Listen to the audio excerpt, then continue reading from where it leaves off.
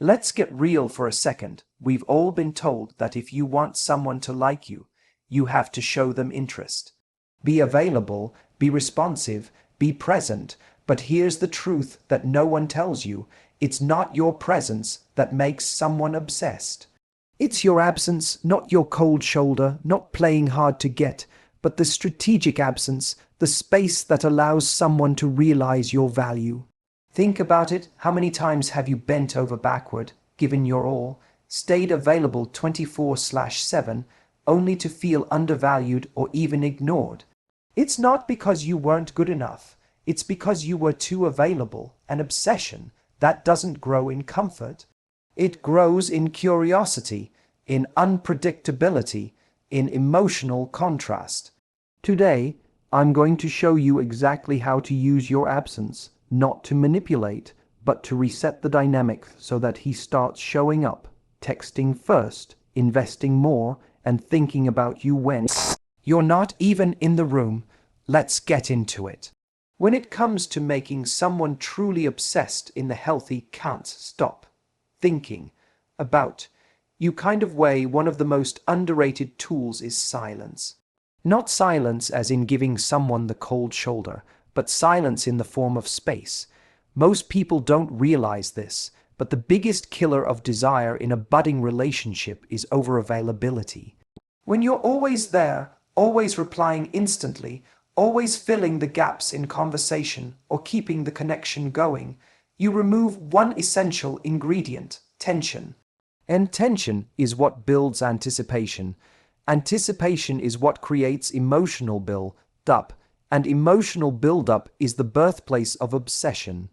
When you don't rush to respond to a message, when you allow a little time before reaching out, something fascinating happens. He starts to feel your absence, not in a dramatic or punishing way, but in a way that invites him to notice what life feels like when you're not immediately in it. If you're constantly in someone's inbox or always initiating contact, there's no emotional gap for them to realize how much they miss you. You're filling the silence before he even has a chance to wonder what you're doing, who you're with, or how your day is going. Letting someone feel your absence creates a moment of curiosity. It activates that part of the brain that starts asking questions. Why hasn't she texted yet? Is she thinking about me? What's she up to? That mental loop of curiosity is incredibly powerful, and it's what we naturally do when we're emotionally stimulated by someone. But when there's no absence, there's no space for curiosity to take root. You're always in view, always one text away, and as a result, there's nothing to long for. Now, to be clear, this isn't about playing games. It's not about pretending to be busy when you're not, or intentionally waiting 3 hours to respond to look cool. That's not emotionally mature, and anyone emotionally intelligent will see through that kind of performance. This is about learning to be comfortable, not rushing in to keep the connection alive. It's about letting things breathe. People often confuse connection with control. They believe that if they just stay present, reply fast, keep talking, and show interest constantly, they're securing the bond. But in reality, they're flooding the dynamic. Think of attraction like a fire. Too much oxygen and it burns out, too little and it dies. What you're aiming for is that perfect mix, the space that allows desire to grow while still showing warmth and presence when it counts. Letting someone feel your absence also speaks to your value. It shows that you're not desperate for connection, that your life is full, and that you don't need to be glued to your phone for validation. That communicates confidence in a way words never could. A person who doesn't feel the need to constantly chase or be chased comes across as someone with standards, someone with a sense of self-worth that doesn't depend on another person's constant attention. So the next time you feel the urge to keep the conversation going just because there's a lull, pause. Breathe, ask yourself, am I reaching out because I have something I really want to share, or because I'm afraid he'll forget about me? If it's the latter, That's your cue to pull back and let the silence do the work for you. Because obsession isn't created by constant contact, it's created by the feeling that someone is special, just a little bit out of reach, and impossible to forget. And that feeling only grows in the space where silence is allowed to speak.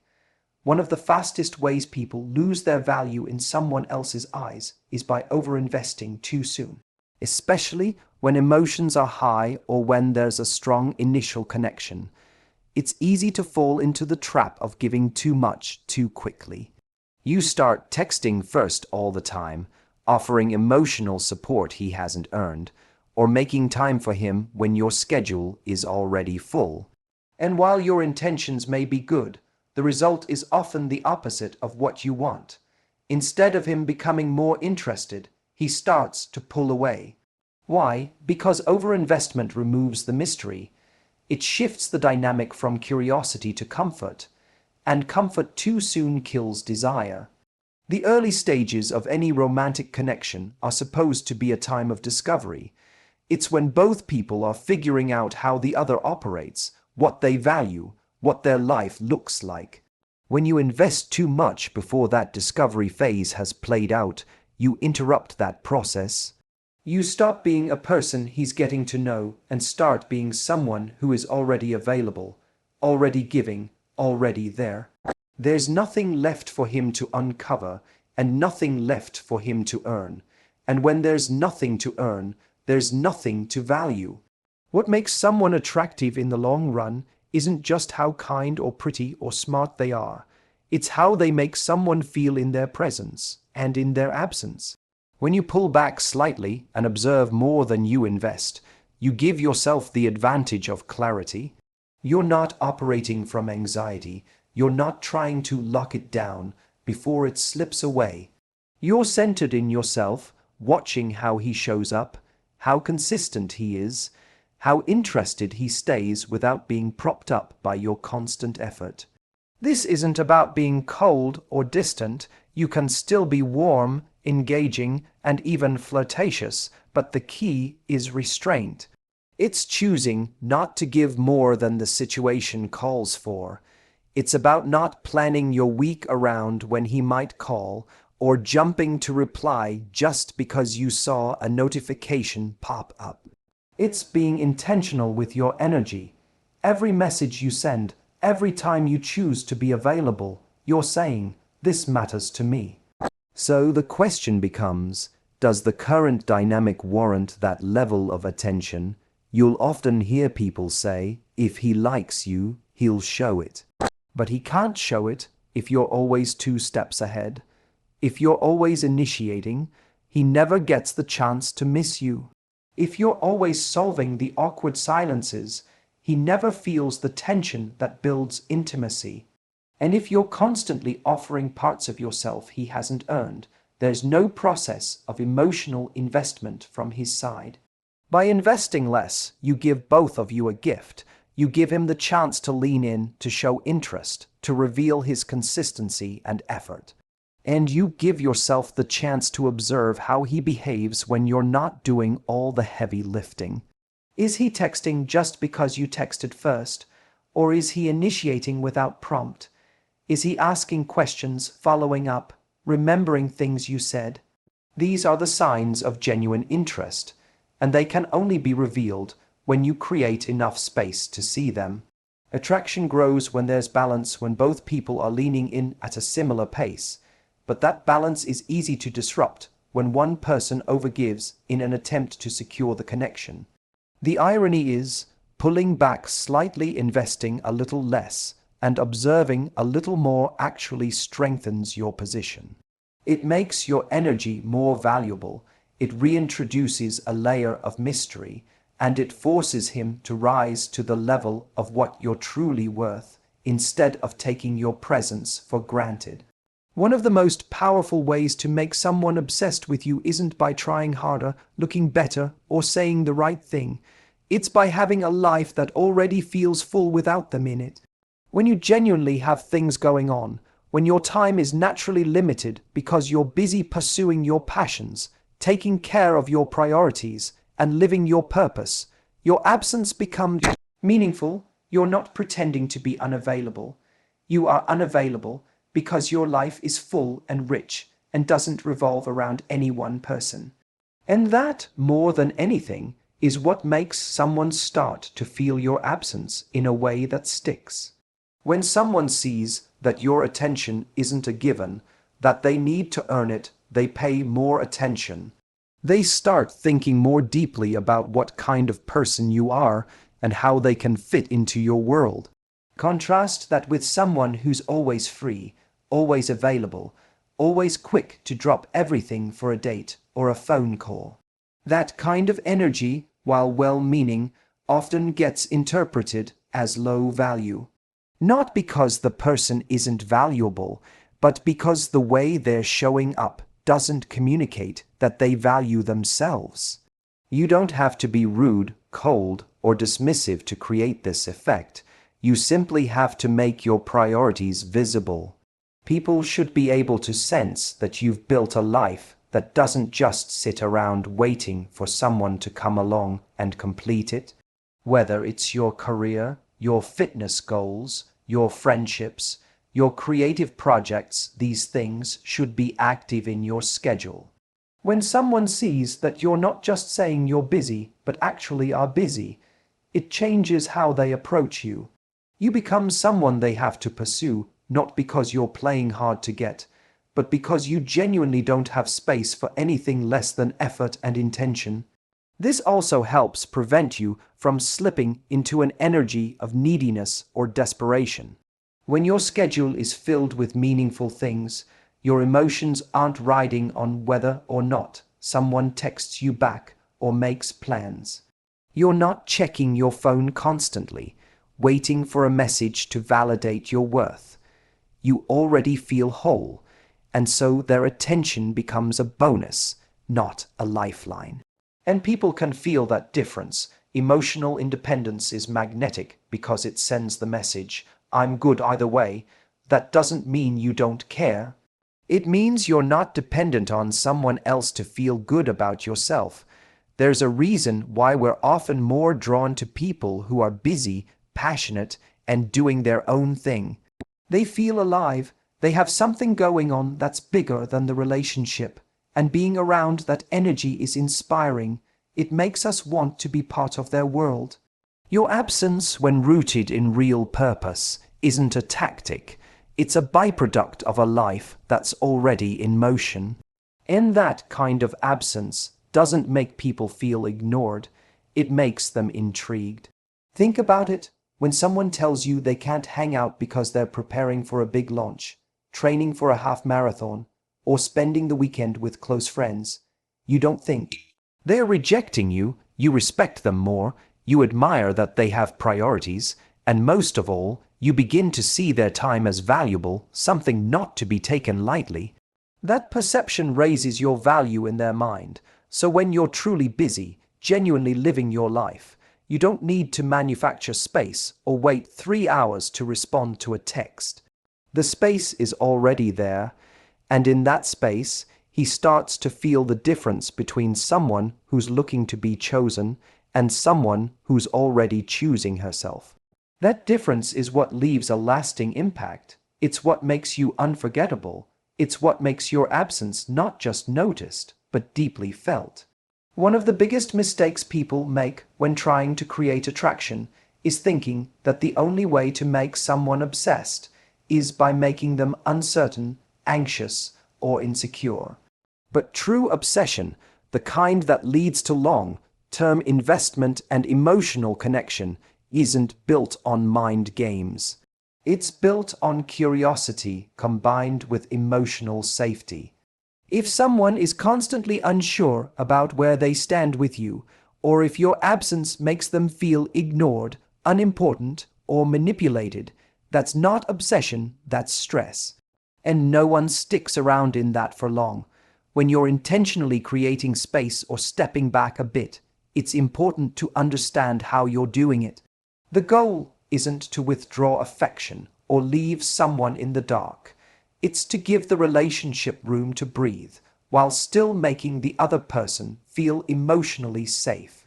That means you're still kind, you're still warm, you still respond with presence and sincerity when you're there. You're just not always there. It's a subtle but powerful difference.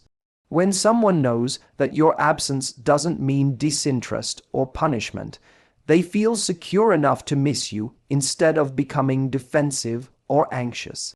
People often confuse mystery with emotional unavailability, but the healthiest kind of mystery comes from being selective with your time and energy, not from being confusing or inconsistent. If someone never knows how you feel about them, they won't feel safe enough to get emotionally invested. But if they do know how you feel because you've shown interest, you've communicated clearly, you've been emotionally open, then your absence becomes a reminder of something meaningful, not something chaotic. It's the difference between "I haven't heard from her, maybe she's just busy living her life," and "I haven't heard from her, maybe she's lost interest or playing games." The first one builds desire, the second one builds distrust. When you create this kind of secure mystery, it allows the other person to lean in.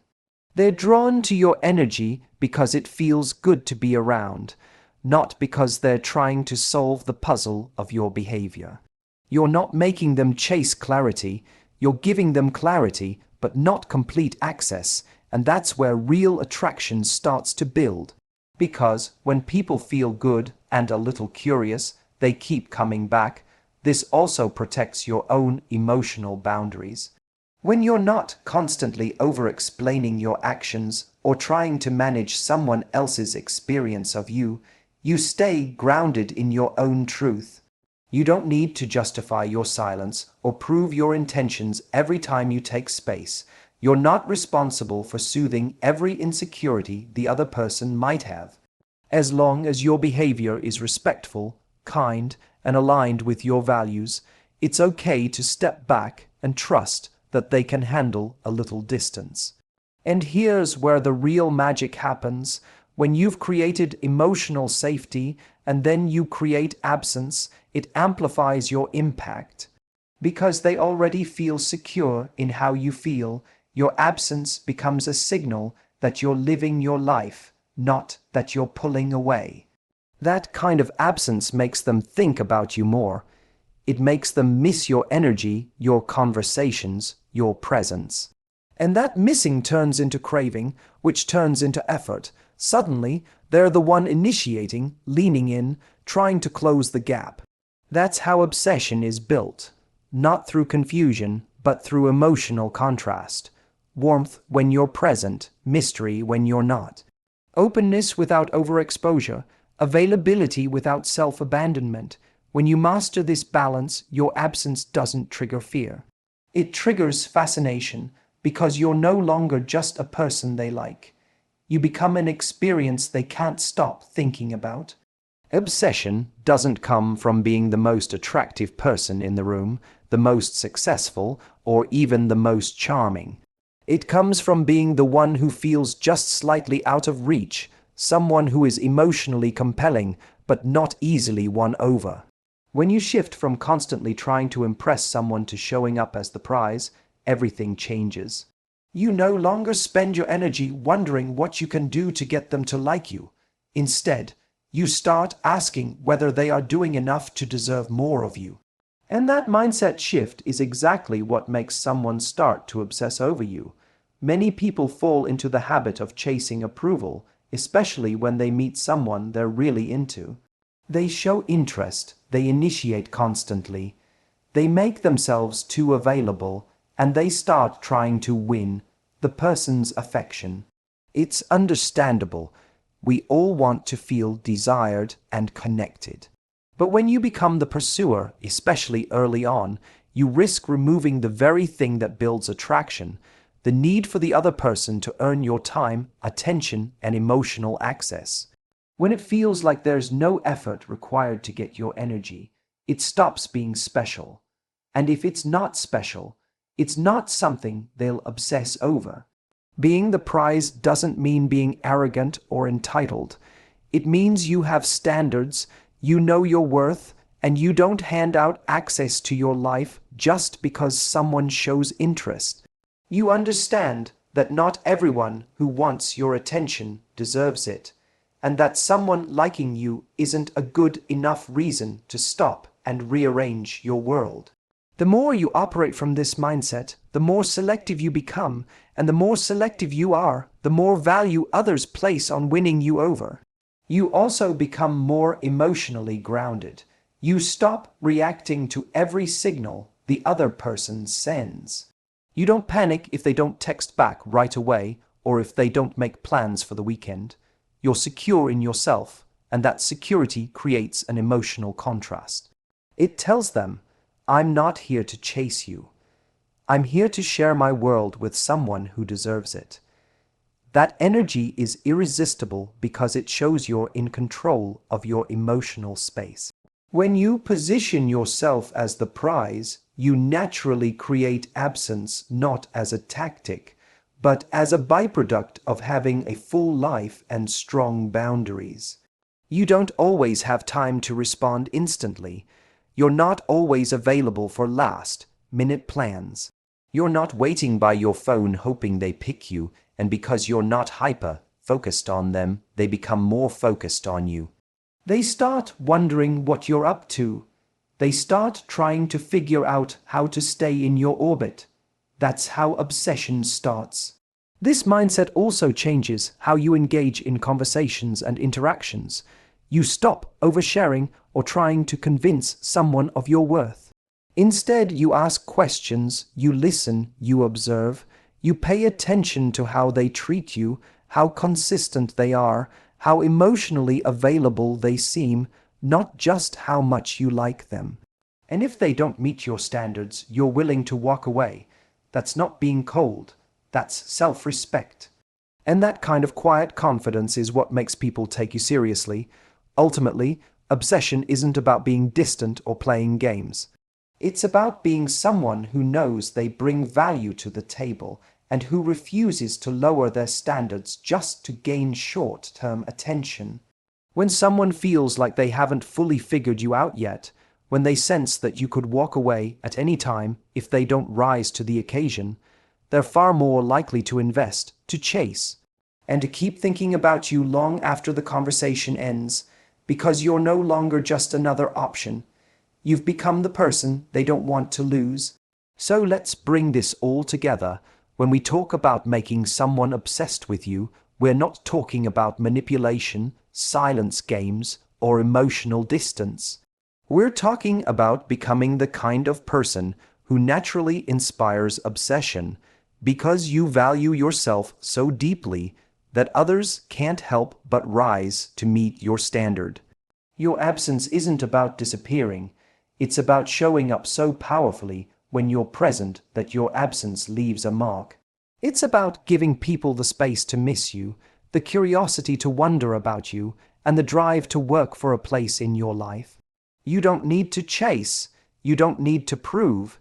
You don't need to be available 24/7 to keep someone interested. You just need to remember you are the prize, and when you own that fully, not through ego but through self-respect, you become unforgettable. Not because you begged for attention, but because you made them feel something they don't feel with anyone else. That's how you make someone obsessed, not by being constantly present, but by being powerfully absent. And that kind of absence, it speaks volumes.